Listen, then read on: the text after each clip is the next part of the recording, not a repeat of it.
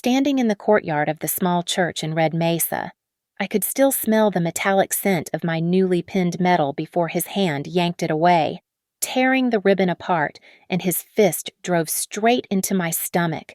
Mom said, "Don't make a big deal out of this, Emery. He just lost his temper." But I'd lost something bigger. My silence. That night, I opened my laptop, pulled out the evidence, and wrote a plan to turn Veterans Day Parade into the place where he'd swallow his own moral oath. My name is Emery Lane, and I've been invisible in my own family for 29 years. Staff Sergeant, Army National Guard, electronics technician, night shift at Atlas Aero Works, the daughter who came home with an Army Commendation Medal last week, though you'd never know it from the way my mother stared past me at the ceremony. The Red Mesa Community Center smelled like burnt coffee and floor wax that morning. Fluorescent lights hummed overhead, casting everyone in that particular shade of government building pale.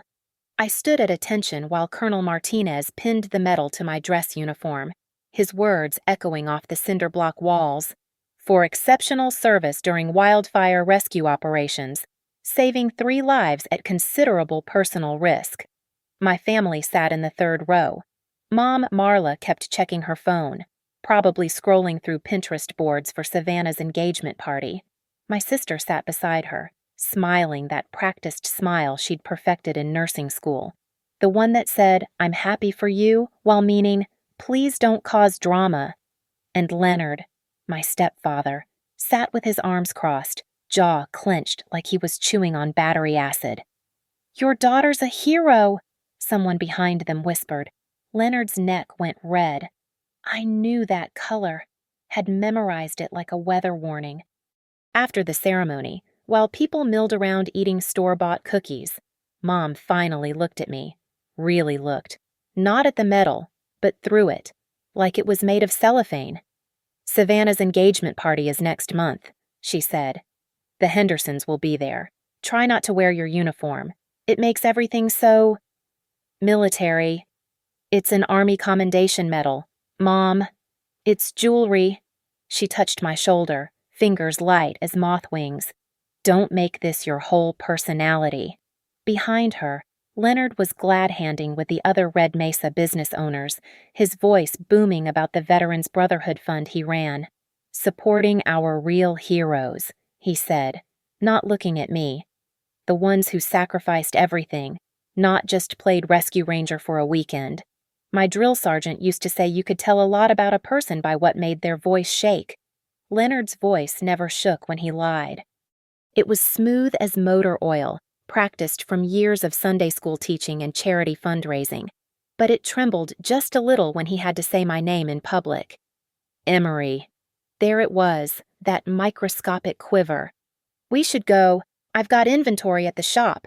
He owned Cole's Auto and Electric Repair, the only certified inspection station in 50 miles. Half the town owed him favors. The other half owed him money. I watched him work the room for another 10 minutes, shaking hands, promising discounts to real veterans. He made sure to emphasize. His fingers kept going to his wallet, pulling out the Veterans Brotherhood Fund business card he'd had printed on thick, cream-colored stock, premium, like everything else about his public face. That's when I noticed the ledger sticking out of his jacket pocket. Just a corner, but enough to see the columns of numbers. He'd been carrying it around like a prop, showing select people the good work the fund was doing. But when Craig Hoffman asked to see the full breakdown, Leonard smoothly redirected the conversation to the upcoming parade. "Big plans this year," he said, "honoring our tradition of service." I knew about tradition. The tradition of him correcting me with his hands when Mom wasn't looking. The tradition of Mom looking the other way. The tradition of Savannah playing peacekeeper while I played punching bag. But I also knew about regulations and documentation, and the way numbers didn't lie, even when people did. That night, I sat in my apartment, still in uniform, medal heavy on my chest. My ribs ached from old memories and new possibilities. On my laptop screen, the Veterans Brotherhood Fund website glowed with its stock photos of smiling veterans and promises of 100% community support. I opened a new spreadsheet and started typing. Names, dates, amounts, all the fragments I'd overheard and observed over the years.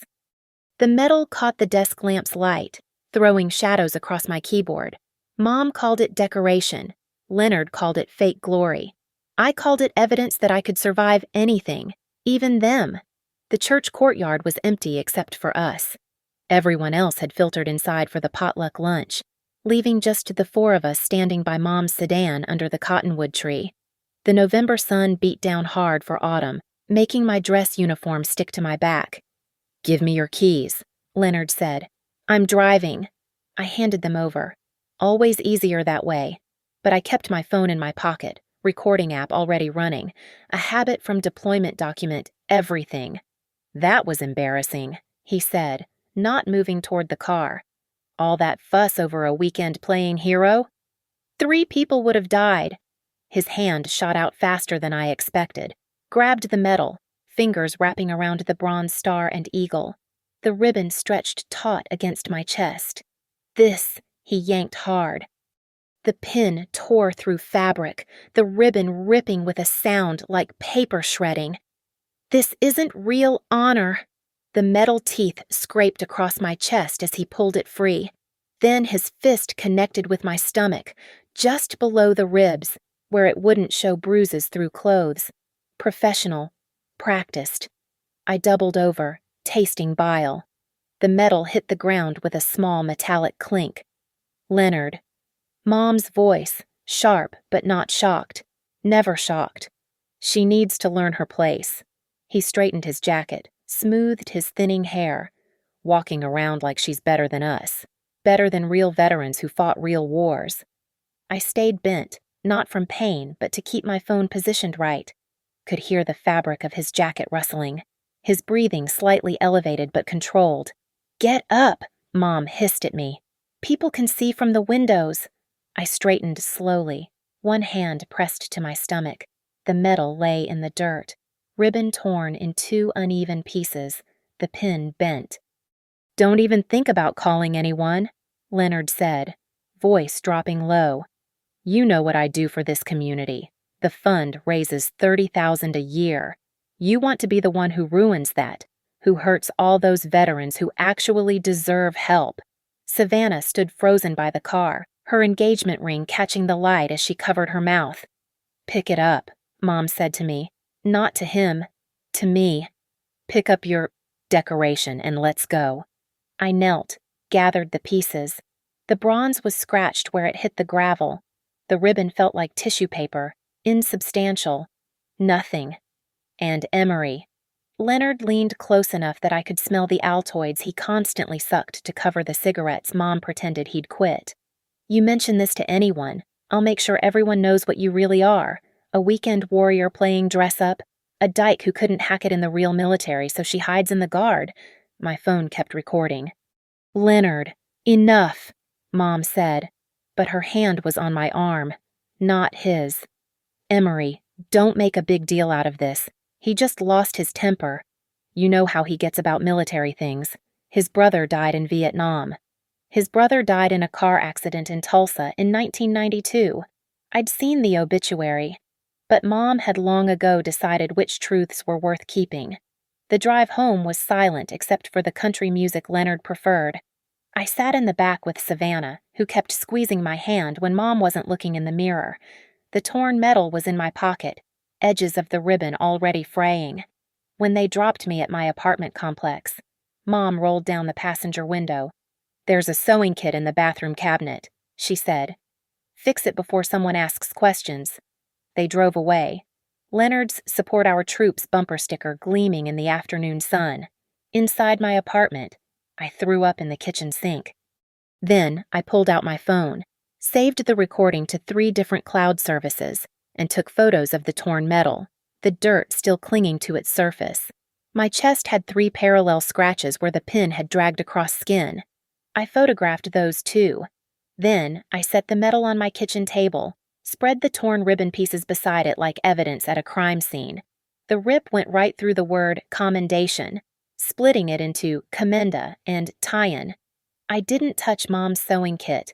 Instead, I taped the torn ribbon to my bathroom mirror with medical tape from my first aid kit. Every morning, I'd see it. Every night before bed. A reminder. Leonard thought he'd torn apart a decoration. What he'd really done was tear apart my last reason to stay quiet. I opened my laptop and created a new folder. Operation Red Mesa. Inside, I started a document with today's date and time. Every word he'd said. Every threat. Every lie about his brother. The medal itself I set on my nightstand, bronze eagle facing up, watching. Tomorrow I'd go back to my night shift at Atlas Aero Works, back to circuit boards and diagnostic screens. But tonight, I started planning. He wanted to talk about real sacrifice, real honor. I'd show him what those words actually meant. The night shift at Atlas Aero Works started at 11 p.m. and ran until 7:30 in the morning. I liked those hours, the darkness outside matching the circuit board's green glow, the quiet hum of machines instead of people talking. Just me, the diagnostic equipment, and occasionally Priya Patel, the shift supervisor who actually gave a damn about her workers. My ribs screamed every time I reached for the upper shelves. The scratches on my chest pulled against my undershirt, but I kept working. Testing avionics components for military contractors, each piece tagged and tracked with serial numbers that could never lie. "You're moving like you're hurt," Priya said around 2 in the morning, appearing beside my workstation with 2 cups of break room coffee. "Just sore from drill weekend." She set down the coffee, eyes scanning my face the way she checked circuit boards for defects. "Bullshit. I've seen you after 12-mile ruck marches. You didn't move like this." I focused on the multimeter readings. "It's nothing." The same nothing that had you checking your phone every 10 minutes like you're waiting for something. I'd been checking the recording, making sure it was still there, that Leonard's voice was clear, that Mom's complicity was documented. "Emery," Priya's voice dropped. "I've got an ex-husband who used to give me nothing, too. You need help." The offer hung between us like a bridge I wasn't ready to cross. "Not yet. I need to figure some things out first." She nodded, pulled out her phone, and texted me a contact. "Archer and Bloom Legal Aid. They do pro bono for veterans. Just in case your figuring out needs backup." The rest of the shift. Memories kept surfacing like bruises. Senior year, when Leonard threw my acceptance letter to New Mexico State in the trash because college makes women forget their place. The time he accidentally broke my laptop before finals. The way Mom always said I was too sensitive, too dramatic, too everything except right. At 6 a.m. During the shift change briefing, my phone buzzed. "Noah Ruiz from my guard unit. Heard about your medal ceremony. Congrats. Sergeant." Coffee later. Noah ran social media for 3 veteran organizations in Red Mesa. Officially, he was a communications specialist. Unofficially, he knew how to make things go viral. We met at the 24-hour diner on Route 491 at 8:15 a.m. after I'd showered off the factory smell but kept the evidence photos on my phone. "You look like shit," he said, sliding into the booth across from me. "Thanks. You always know what to say." "I also know Leonard Cole is telling everyone who'll listen that you got that medal for, and I quote, babysitting campers who couldn't follow fire evacuation orders." My coffee tasted like battery acid. When posted it on the Veterans Brotherhood Fund Facebook page this morning, about how real heroes don't need medals for doing their basic duty. Noah pulled up the post on his phone. 7:43 a.m. To be exact, already has 42 reactions. I read Leonard's post, carefully worded to avoid using my name but obvious to anyone who'd heard about the ceremony. Comments from his church friends agreeing, praising his dedication to authentic veterans. "You know his fund is dirty, right?" Noah said quietly. "Everyone knows, but nobody says anything because he fixes their cars cheap and sponsors the Little League team." How dirty? Dirty enough that when Tom Whelan asked for an audit last year, his truck mysteriously failed inspection 3 times until he dropped it. I pulled up the photos on my phone. The torn metal, the scratches. Then I played him 10 seconds of the recording, just enough to hear the threat. Noah went very still. Emery, holy shit.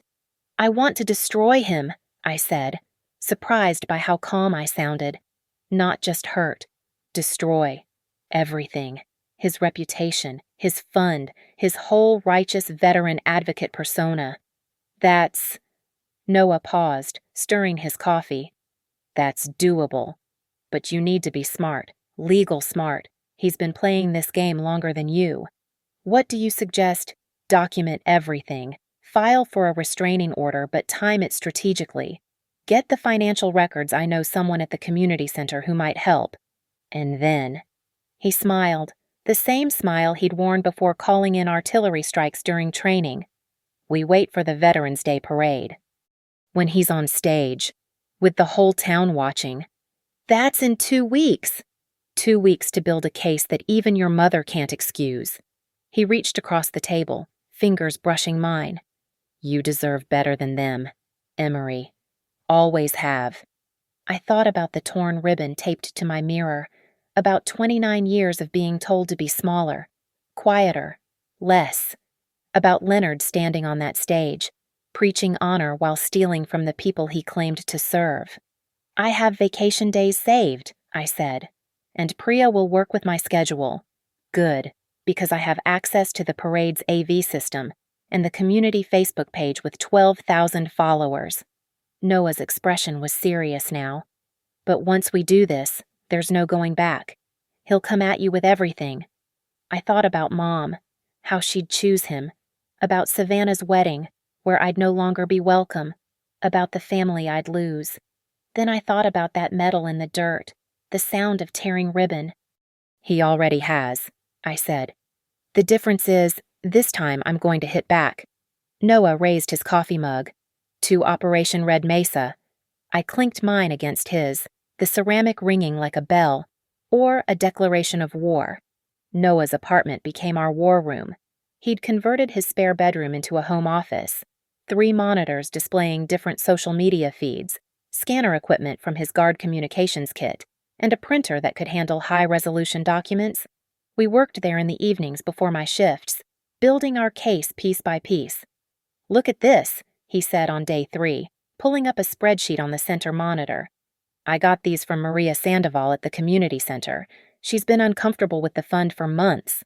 The numbers swam before my eyes at first, but patterns emerged, deposits from fundraising events, withdrawals that matched to the penny invoices from Kohl's auto and electric repair.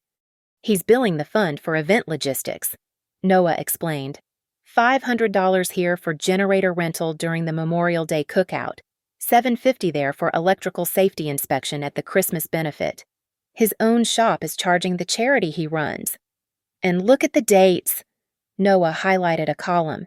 Every withdrawal happens within 48 hours of a deposit, like he can't wait to get his hands on it. I photographed everything, backed it up to 3 cloud services, and printed hard copies. Priya had given me the contact for Archer and Bloom, and I'd already sent them the recording and injury photos. The lawyer, Janet Archer, had responded within hours.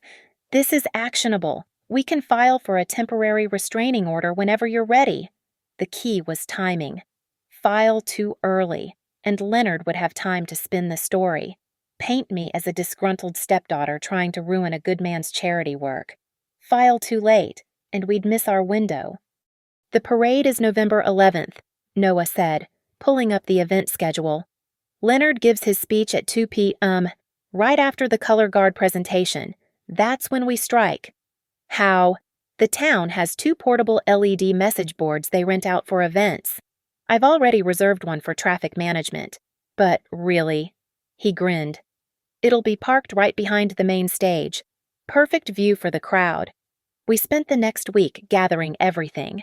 Noah used his media credentials to get copies of Leonard's past speeches, all his public statements about honor and service.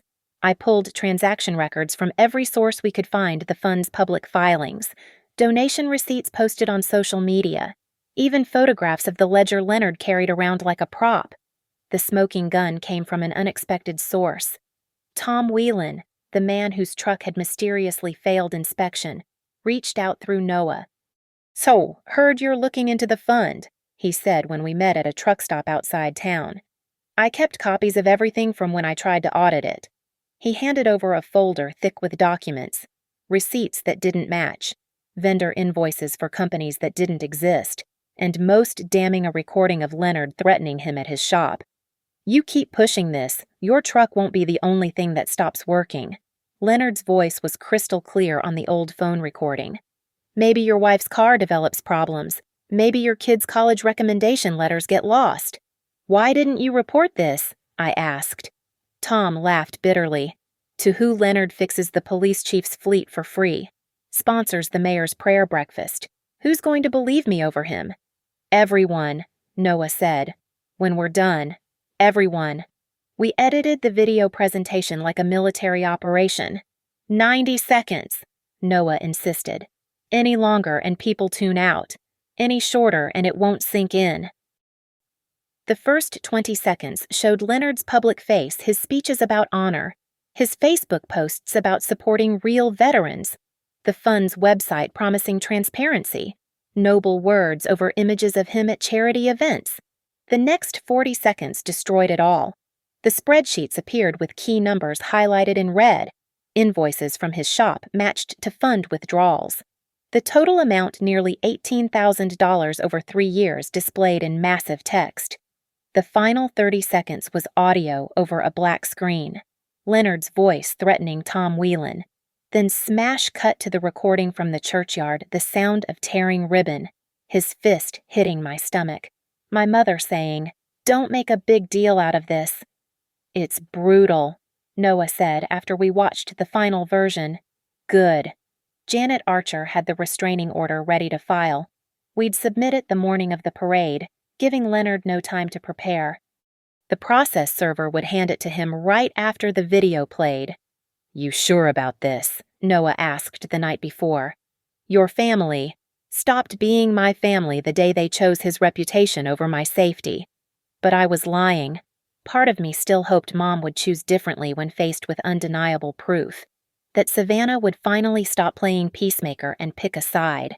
Mine. Noah pulled up the Veterans of Red Mesa Facebook page he administered. 12,000 followers, all local, all engaged. I've got the live stream scheduled for 1:55 p.m. Even people not at the parade will see it. And if Leonard tries to stop the video, that's why we have Plan B. He showed me his phone, the video file ready to upload at a touch. The internet is forever, Emery. Once this goes live, there's no stopping it. I looked at the torn metal sitting on his desk, still in 2 pieces. Tomorrow, I'd wear it to the parade, held together with red thread instead of being properly repaired. Let everyone see what Leonard had tried to tear apart. The town council will be there, Noah continued. The auditor, the state Veterans Affairs rep, all sitting in the VIP section, 15 feet from the LED board. And Leonard will be on stage with a microphone when it plays.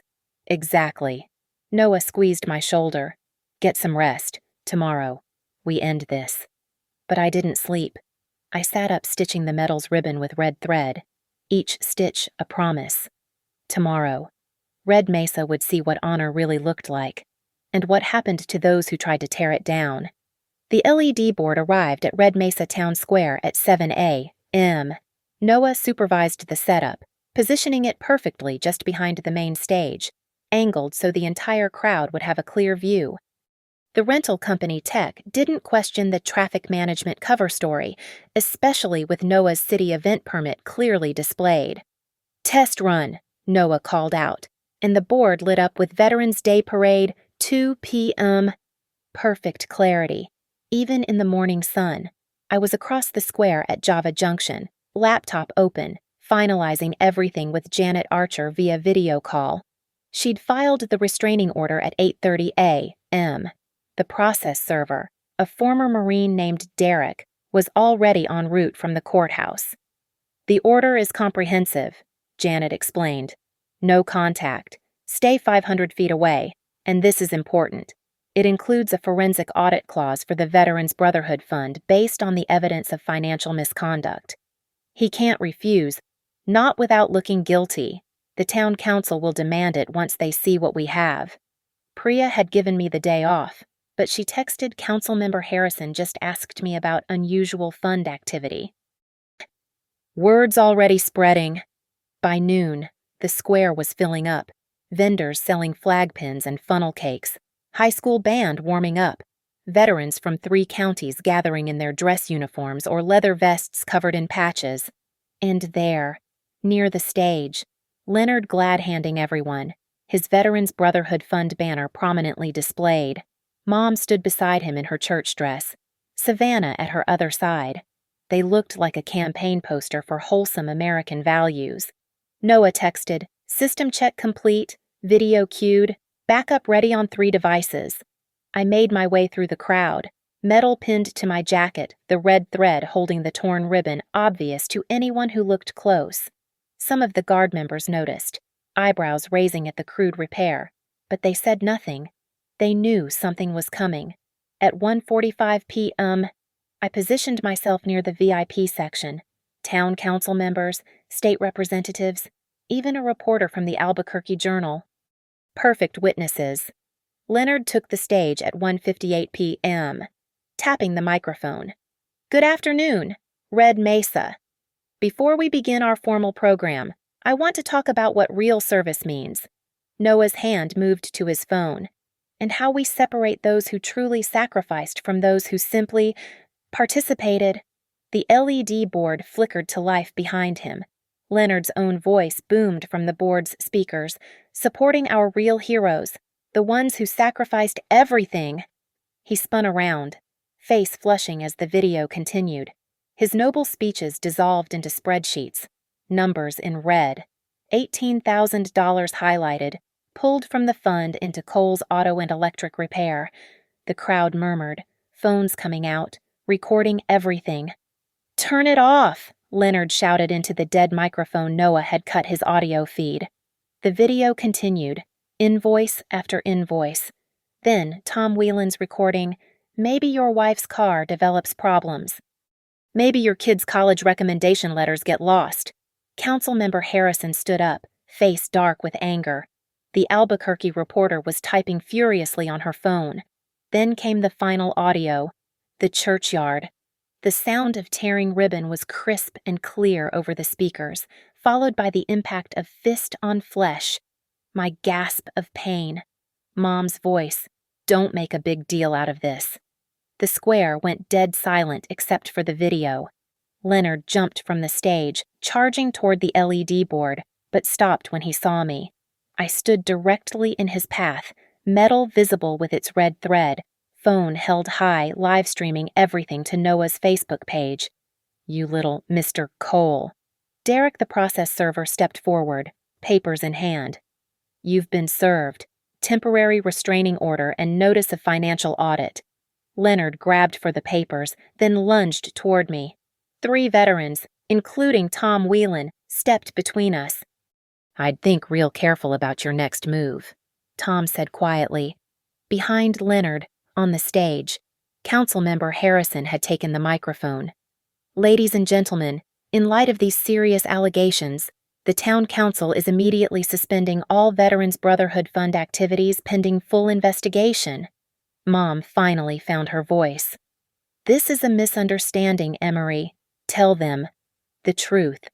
I stepped around the veterans protecting me, staying just outside Leonard's reach. "The truth is on that screen. Mom. 3 years of it." Savannah was crying, mascara running. "Emery, please, my wedding. We'll be fine without me there." I unpinned the medal from my jacket, held it up so everyone could see the torn ribbon, the red thread barely holding it together. This is what Leonard Cole does to honor. This is what he thinks of service. Then I said the line I'd practiced, loud enough for everyone to hear, "Honor doesn't tear when it's ripped, it tears when it's covered up." The crowd erupted. Some applauded. Others shouted questions at Leonard. The reporter pushed forward, recorder extended toward the council members. Leonard's face had gone from red to purple. "You destroyed everything. The fund, my reputation." "No," Noah said, appearing beside me with his phone showing the live stream view count 8,000 and climbing. "You did that yourself. We just showed everyone." The police arrived then, Chief Martinez looking deeply uncomfortable as he approached Leonard. "Mr. Cole, we need you to come to the station.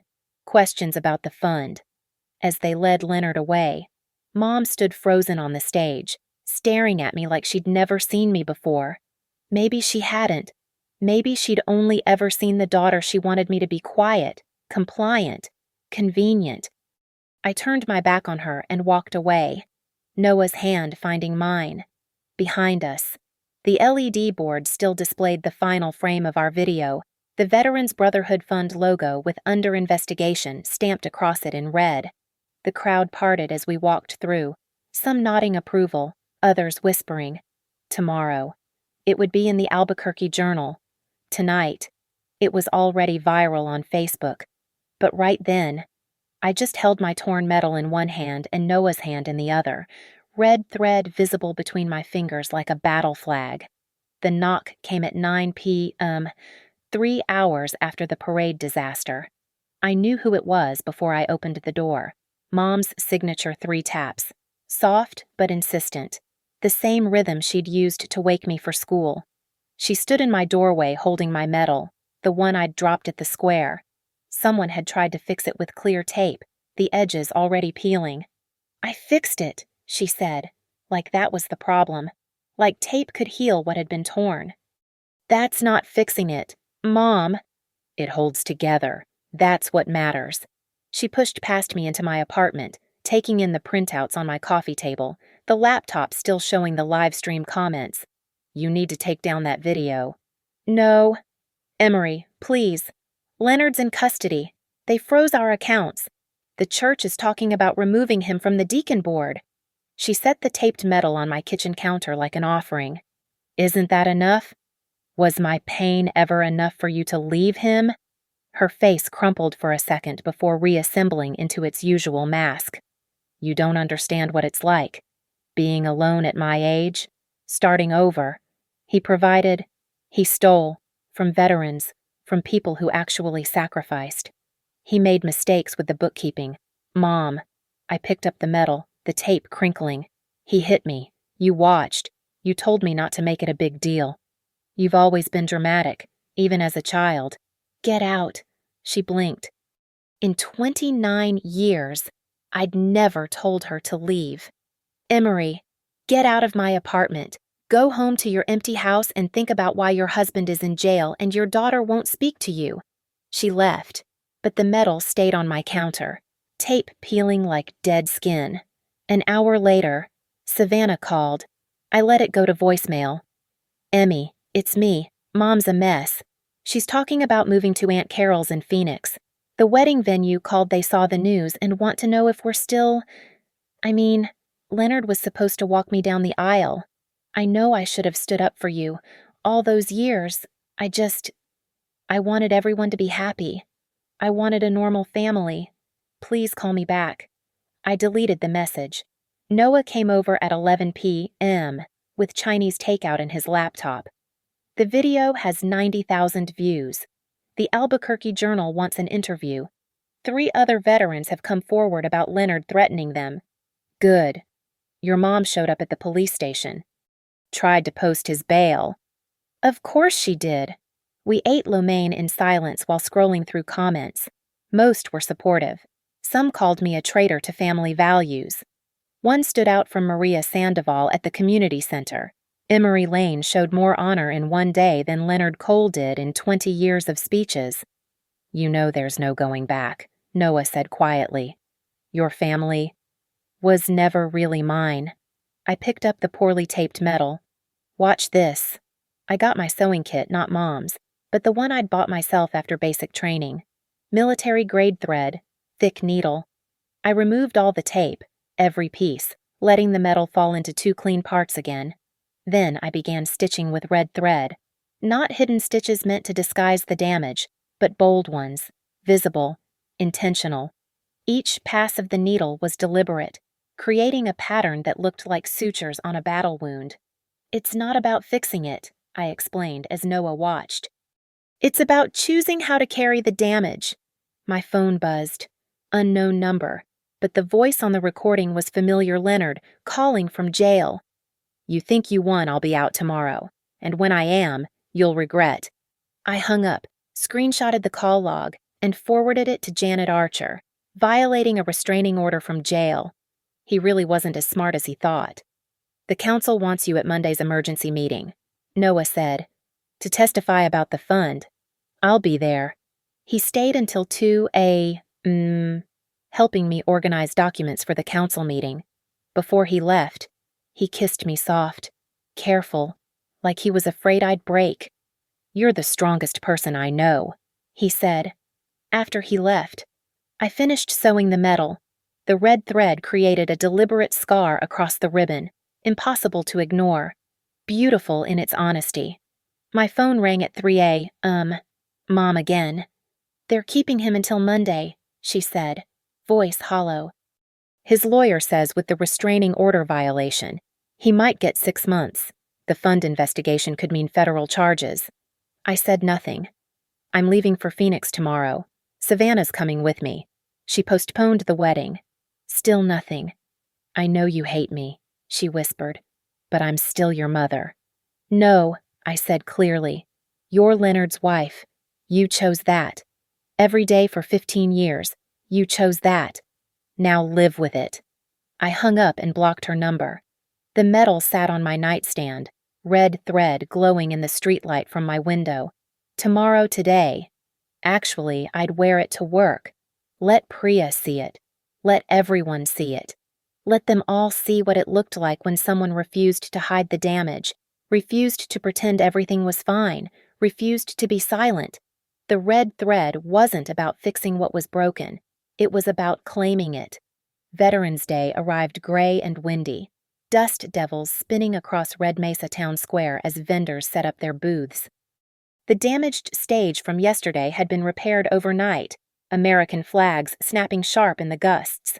By noon, the square was packed twice as many people as usual, everyone wanting to witness what came next.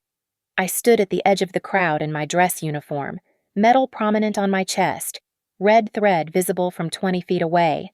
Noah worked the LED board, now officially sanctioned by the town council to display community announcements. Janet Archer stood with the council members, a folder of legal documents in her hand. Leonard was out on bail. Of course, $10,000 posted by 3 church friends who still believed his bookkeeping error story. He stood near the stage in his best suit, gray hair slicked back, still trying to work the crowd, but people stepped away when he approached, conversations dying mid-sentence. At 1:50 p.m., Mayor Davidson took the microphone. Before we begin our traditional ceremony, the town council has an announcement regarding the Veterans Brotherhood Fund. Leonard's jaw clenched. He started pushing through the crowd toward the stage stairs. Councilmember Harrison stood, taking the mic. Following yesterday's revelations, we've completed a preliminary audit. $18,243 diverted to Cole's auto and electric repair over 3 years. The criminal investigation is ongoing. Leonard reached the stage stairs. 2 police officers stepped forward, hands on their service weapons. Furthermore, Harrison continued, we're pleased to announce that Staff Sergeant Emery Lane has agreed to chair the new Veterans Transparency Committee, ensuring all future charitable funds are properly managed. I hadn't expected that. Neither had Leonard, whose face went from red to white. This is bullshit, he shouted, voice carrying without the mic. She's nobody.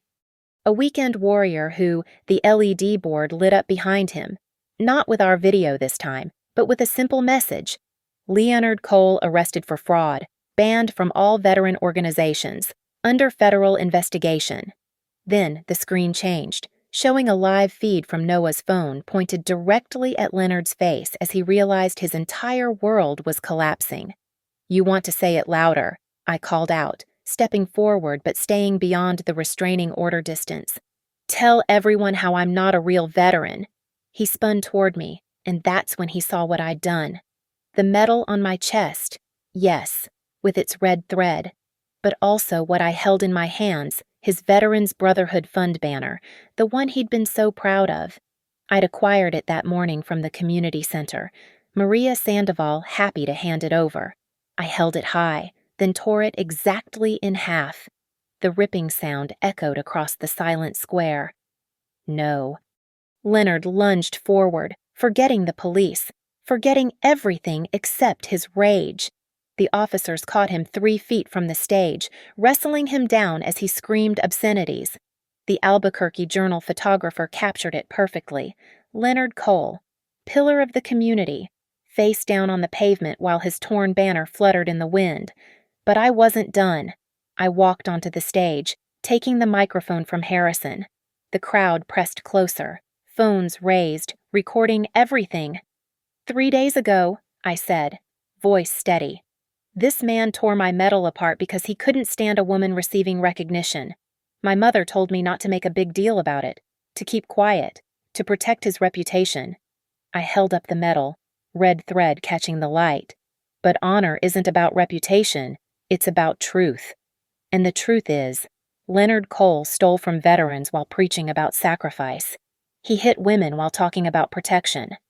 He destroyed what others earned while claiming to support service. Behind me, the LED board showed photos Noah was uploading in real time, the torn metal on the ground, the bruises on my ribs, the fraudulent invoices, Leonard being arrested. So today, I'm not keeping quiet. Today, every veteran he stole from gets their voice back. Today, the silence ends. I turned to where Leonard was being handcuffed, meeting his eyes directly. Honor doesn't tear when it's ripped, it tears when it's covered up.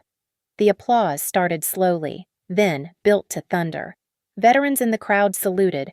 The high school band struck up the national anthem, and Leonard Cole was dragged away. His empire of lies finally collapsed.